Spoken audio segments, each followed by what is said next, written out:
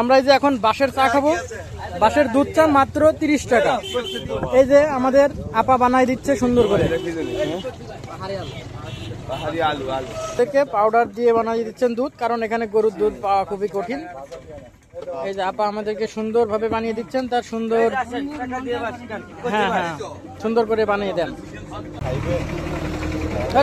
এই যে লিকার দেওয়া হচ্ছে, এর ভিতরে লিকার বাড়ি থেকে বানায় নিয়ে আসা হয়েছে।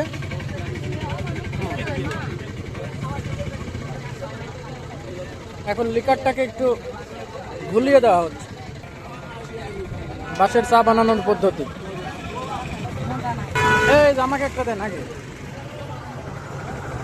এই যে বাঁশের চা আমরা পেয়ে গেলাম, আর আমরা খাবো। এই যে বাঁশের চা খাচ্ছি।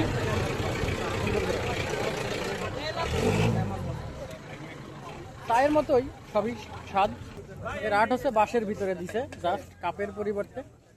প্রিয় বন্ধুরা, আপনারা সাজেক গেলে এই বাঁশের চা খেতে কখনোই ভুলবেন না। অবশ্যই এটার আলাদা একটা স্বতন্ত্র স্বাদ রয়েছে। কোনো এলাকায় ভ্রমণে গেলে সেই এলাকার খাবার এবং ঐতিহ্যবাহী কোনো বিষয় থাকলে সেটা অবশ্যই ট্রাই করবেন।